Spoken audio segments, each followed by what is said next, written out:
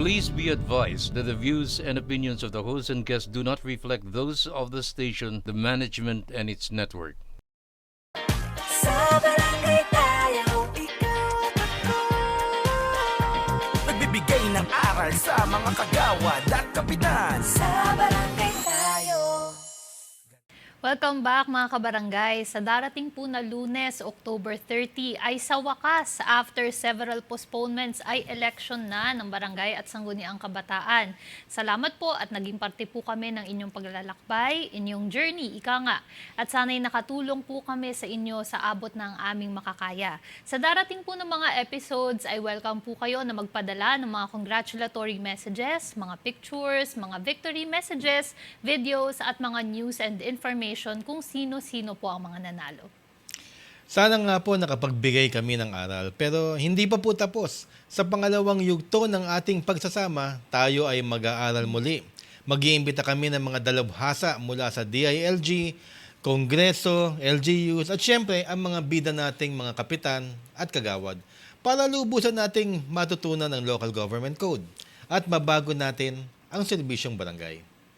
Marami pa po tayong pag-uusapan, Kags, at excited po kami sa line-up ng mga bagong guests ng ating programa. Nako, SK, kasama nga natin si Kags Marie, nadagdagan Opo. tayo ng contact. Yung ating mga kaibigan sa DILG, excited pumunta dito. Yung inyong kapitan, excited din pumunta dito. Kung sino mang mananalo sa amin at sino mananalo sa mga probinsya ninyo, iimbitahin po natin dito, especially yung mga kapitan para mapag-usapan natin yung mga magiging mga proyekto nila at then ipa-follow up natin yung mga proyekto nila. Mag-aaral tayo, magbibineo tayo. Opo. Marami na nga tumatawag eh. Sabi ko, manalo muna kayo sa Lunes. Bakit Opo. di pag-usapan yung bineo? Mag-focus na muna kayo. Mukhang confident naman. Maganda naman pagka-confident, no? At nako, yung mga iimbitahin pa natin na mga dating mga opisyales, mga matatagal na, mga tanod na mga 20 years, BHW, mga ito nga, kagaya ni Dr. Jefferson na pagsisihan, na mga doktor na nagtatrabaho sa barangay. Ang ating mga firemen, iimbitahin po natin lahat yan, pati na rin yung ating mga tresurera, kung ano mga pinagdadaanan nila, yung mga secretary, kung saan-saan, at wag nyo pong akalain na dito lang po sa NCR yan, mag-iimbita po kami from the provinces din. At dadalaw din po kami sa mga inyong mga probinsya at sisilipin namin ang inyong mga projects na mga magaganda at syempre i-share natin dito sa Opo. barangay tayo. Excited ka na ba? Oo naman po, Kags Butch. Alam niyo po, nabanggit niyo po kanina yung tungkol sa Bineo. Natutuwa lang po ako kapag naririnig ko po yun. Kasi po, marami po tayong mga nakukuha messages mula sa ating mga kabarangay na ang sabi po nila ay parang nagiging Bineo na po nila ang yung programa. Kaya nakakatuwa po na kami po ay nakakatulong po sa inyo at nalilinawan po kayo tungkol sa mga balita at bagay-bagay tungkol sa serbisyong barangay. At nakakatuwa rin po marinig na yung mga kabarangay po natin ay marami po natututunan sa atin. Kaya hinihikayat din po natin ng ating mga manonood na kung meron po kayong mga karagdagan sa mga nababanggit po namin ditong topics, mga napag-uusapan, kung meron po kaming hindi na-cover, maaari din po kayo mag-comment para din po ay nasi-share po natin sa lahat po yan ng nakasubaybay sa ating programa. Tama ka dyan, SKMI. Alam nyo, in all humility, sasabihin ko po sa inyo, kami po ay natutuwa dahil napagkatiwalaan ninyo kami na makapagbigay sa inyo ng tulong. Pero again, in all humility, hindi din naman namin lahat alam. Kaya ho kami mag-iimbita ng mga kapitan, mga dalubhasa sa DILG, especially yung mga naging mayor, mga naging konsehal, pero mga dating mga barangay officials, para magkatulungan tayo. Kasi hindi naman lahat sa libro 'di ba? Hindi mo matututunan sa lahat sa libro. Sometimes yung mga provision na yan, may pinagdadaanan niya sa totoong buhay na hindi masasagot ng libro. Ika nga, hindi naman tayo ganun ka-technical, pero kahit paano yung ikot ng mga galaw natin nasa confines ng legal procedure, especially sa mga hagawad, lalong-lalo na sa mga kapitan. Kaya well, ako excited ako. Mas excited ako sa part 2 natin. Opo. Kasi nag-umpisa tayo noon, di ba? Ngayon nga, eleksyon. Kakala mo tapos na pero hindi eh. Marami pang tumatawag sa atin na ituloy nyo lang yung Bineo, ituloy nyo lang yung, lalo na yun sa budget. Mm. SK, paano daw gumawa ng budget, ang kapitan at ang kanyang konseho. So, magiging mas masaya, mas maganda dito kasi mag-iimbita kami ng mga kagawad para kaming magkakaroon ng session dito kasama yung kapitan. And then, pag-uusapan halimbawa budget, then maririnig din nyo, at least kahit paano magkakaroon kayo ng idea kung ano-anong mga proyekto ang nararapat sa inyong lugar, iba sa probinsya, iba sa NCR, at kung paano ba yung diskarte na may pasa yung inyong mga ordinansa, Opo. at saka yung inyong mga programa, mga project na gusto nyong gawin sa inyong barangay. Imagine po, Kags Butch, nabanggit po natin kanina na nagsimula po yung programa po natin kalagitnaan po ng pandemya. At isa po sa mga katanungan na lagi po natin nare-receive noong nagsisimula pa lang po tayo, kailan po kaya matutuloy yung eleksyon? Kailan po kaya gagawin yan? Postponed na naman. Di ba po, lagi po natin naririnig yan. Ano? At ngayon mga kabarangay, ito na po. Ito na po ang ating barangay and SK elections. Kaya po, it is your chance na po para bumoto po para po sa ating mga kabaranggayan. Correct. At ito nga sinasabi ko nga ang political landscape. Alam nyo na ayoko naman pangunahan, pero meron akong mga kaibigan, mga homeowners. Kasi iba nga yung political landscape dito sa NCR. Dito kasi yung sa depressed areas, yan ho talaga yung mga inaalagaan ng mga politiko, Pero yung mga homeowners na mas marami sa depressed areas, hindi ho talaga naboto pagka barangay election. Ngayon, nagkakaplanuhan na kung saan ang bakasyon, nalulungkot naman ako. Pero hindi ko sila pangungunahan. Kinakailangan talaga lumabas sila sa bahay nila. At bago naman kayo magbakasyon, bumoto man lang kayo ngayong barangay election. Kasi ito na yun Matagal na ulit. Hindi natin, baka ito na naman tayo, SK. Opo. So, baka sa 2025, sa totoo lang, baka walang barangay election. Kasi pinapa-cancel nga ni Chairman George Garcia dahil 2 taon lang daw kayo. Kailangan daw magtatlo. Pangalawa, hindi 2 eleksyon sa 2025, isang general national election, tsaka barangay election. Ang labo niyan. May, general elections, hanggang senador, Tapos bigla tayo magbabarangay elections, 2 preparation sa COMELEC. Ito nga lang, nalilin lang na sila itong barangay elections. Paano pa kaya kung 2 eleksyon? Paano nga yung gagawin mo? Hindi ka nag-stricto. Doon sa national election, mag-stricto ka sa barangay. Kitang-kita naman ang mangyayari. So, sa tingin ko, baka wala or pag-iksahin. Pero malabong-malabo ang pag-isahin ng barangay tsaka national elections. Baka makancel yung sa barangay. Imposibleng makancel yung sa national.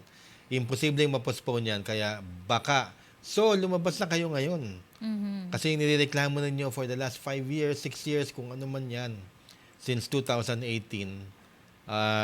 Ngayon nyo idan sa inyong mga boto.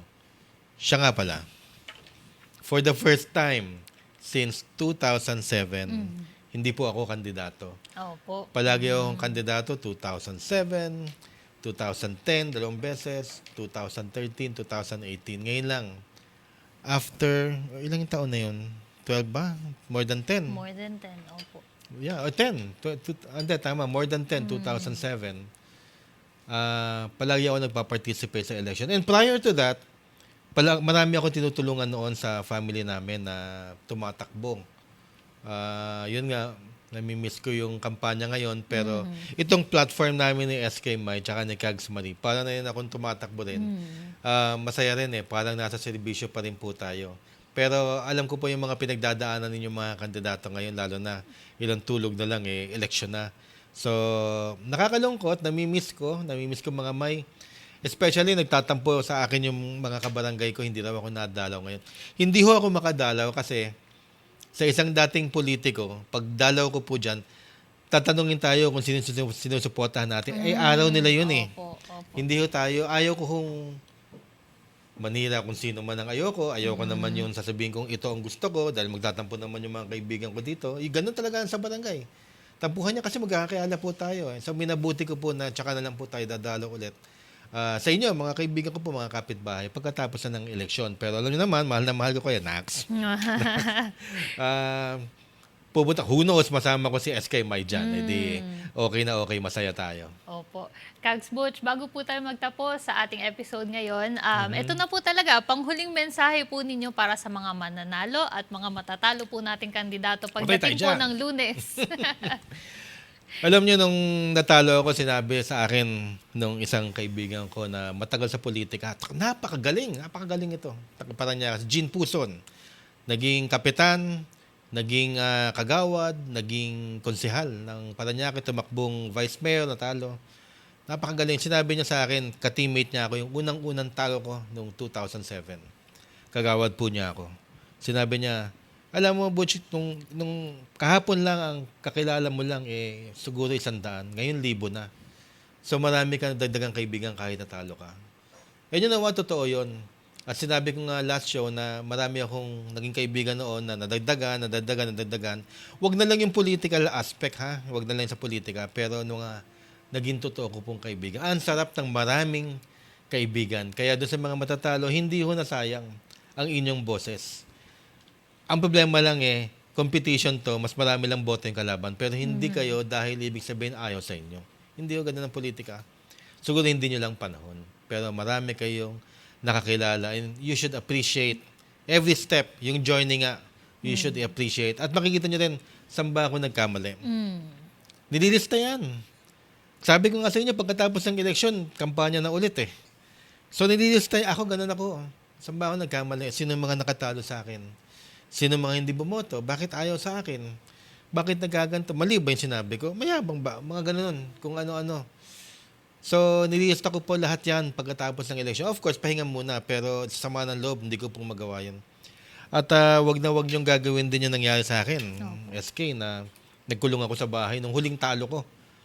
Pang-apat na beses na talo ko. Akala ko, Diyos ko po. 6 months ako nakakulong sa bahay. Hindi na ako lumalabas ng kwarto dahil sobrang depression nangyari sa akin. Nagpapasalamat ako sa mga kaibigan ko na dumalaw sa akin at pinilit na pinitsarahan ako at ako nilabas sa kwarto at pinilit na, tumayo ulit at nakatayo naman tayo ulit. Of course, with the Lord's help. Opo. Doon naman sa mga mananalo, well, chance nyo na yan. Yung mga pinangako nyo, ibigay nyo lahat para matupad ninyo, lalong-lalo na sa mga kapitan. Kasi bihirang-bihira sa isang barangay, let's just say 5,000 kayo, bihirang mapagbigyan ng isang tao na maging kapitan, maging leader, na magkakaroon ng effect ang kanyang desisyon sa kanyang mga kapitbahay. Opo. Kung kayo ang napili, wag na wag yung sasayangin. Wag na wag yung sasayangin ang pagkakataon na makatulong dahil minsan lang tayo naandyan. Alam niyo na, hindi naman ako magaling na tao para sabihan ko kayo ng alam niyo na yan. Ang importante na lang pagdasal natin by Monday na hindi maging violent ang eleksyon at ang mananaig yung deserving na manalo. Ayun lang po, taong bayan pa rin ang hatol sa ating lahat.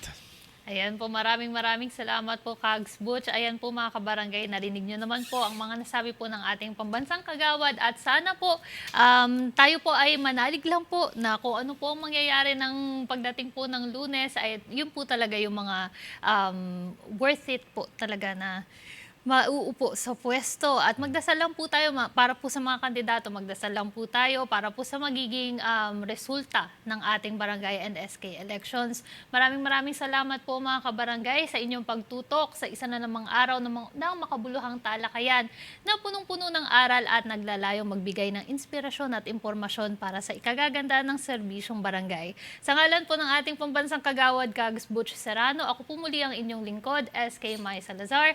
Magkita-kita po tayo muli sa susunod na linggo. Dito lang po Tayo ang magtuto Sa barangay tayo.